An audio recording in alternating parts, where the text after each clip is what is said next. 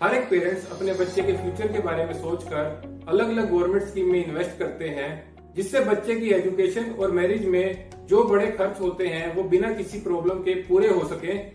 इसके लिए पेरेंट्स दो बड़ी गवर्नमेंट स्कीम में इन्वेस्ट करते हैं, जो है LIC की कन्यादान पॉलिसी और पोस्ट ऑफिस की सुकन्या योजना। तो फ्रेंड्स, आज इस वीडियो में बात करेंगे LIC की कन्यादान पॉलिसी और पोस्ट ऑफिस की सुकन्या योजना के डिफरेंस की। Hello friends, welcome to my channel Oberoi की राय। आज इस वीडियो में बात करेंगे LIC की कन्यादान पॉलिसी और पोस्ट ऑफिस की सुकन्या योजना में से कौन सी पॉलिसी आपके लिए बेहतर हो सकती है, और इनमें से कौन सी पॉलिसी में अगर आप इन्वेस्ट करते हैं तो शायद आपको ज्यादा बेनिफिट पॉलिसी से ना हो पाए, और जिस पर्पज से आपने पॉलिसी में इन्वेस्टमेंट की है, चाहे वो चाइल्ड एजुकेशन है या चाइल्ड मैरिज है, शायद वो भी पूरा ना हो पाए। तो फ्रेंड्स, आज की ये वीडियो चाइल्ड के फ्यूचर प्लानिंग को लेकर बहुत ही इंपॉर्टेंट हो जाती है, तो इस वीडियो को पूरा देखें और इंश्योरेंस की अलग अलग पॉलिसीज की डिटेल नॉलेज के लिए मेरे इस चैनल को सब्सक्राइब कर लें। आइए देखते हैं पोस्ट ऑफिस की सुकन्या समृद्धि योजना और LIC की कन्यादान पॉलिसी में क्या क्या डिफरेंस है। इसमें सबसे पहले बात करते हैं प्रीमियम पेमेंट टर्म की। तो सुकन्या समृद्धि योजना में प्रीमियम पेमेंट टर्म 14 साल की है।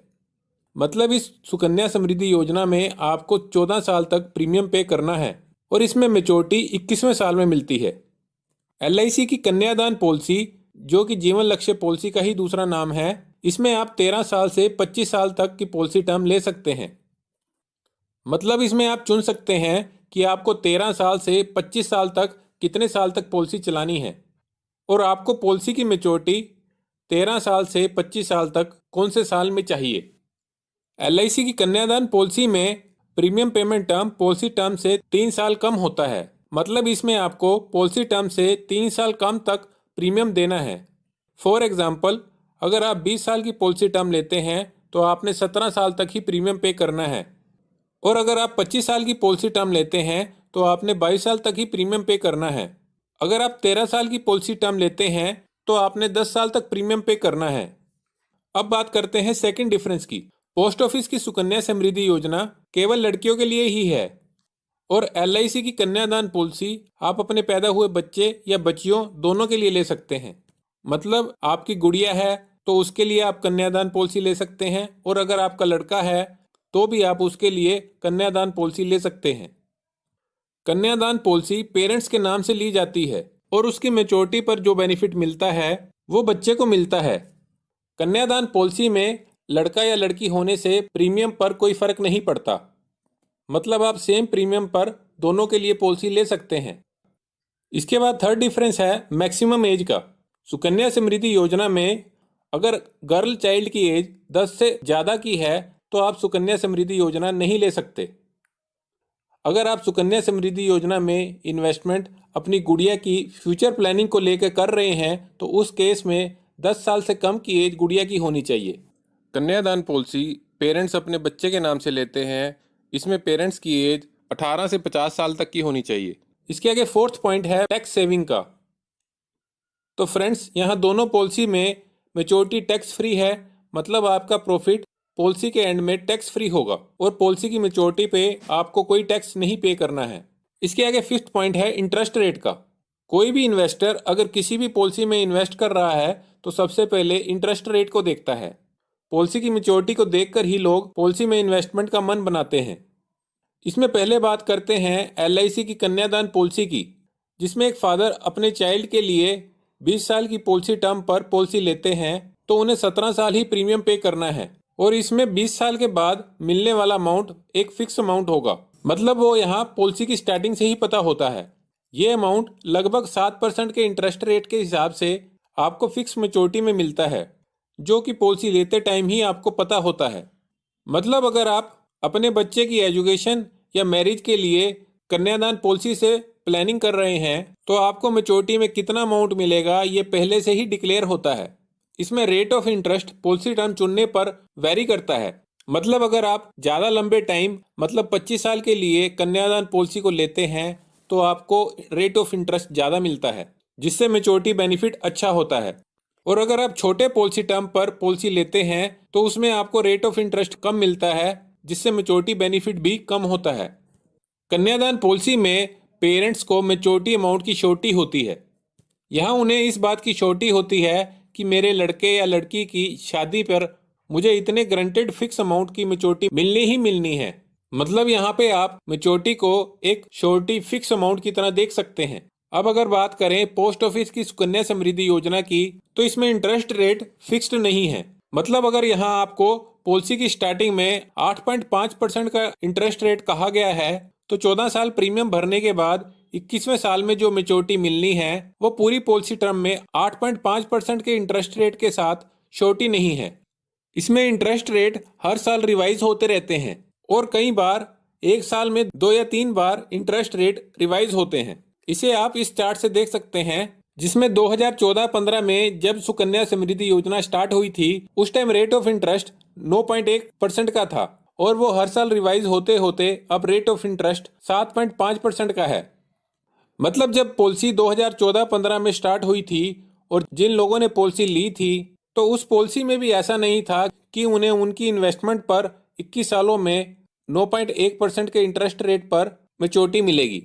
इसमें हर साल रेट ऑफ इंटरेस्ट गिरता रहा है और अभी हर साल में 2 या 3 बार रेट ऑफ इंटरेस्ट चेंज हो रहा है और भी गिरता जा रहा है।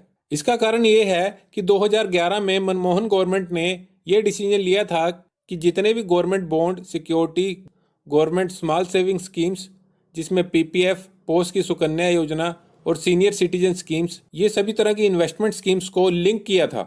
और अब अगर गवर्नमेंट सिक्योरिटीज का रेट ऑफ इंटरेस्ट कम होते हैं तो बैंक एफडीज के भी रेट ऑफ इंटरेस्ट कम होते हैं और साथ ही साथ जितनी भी स्मॉल सेविंग स्कीम्स हैं उनके भी रेट ऑफ इंटरेस्ट कम होते हैं।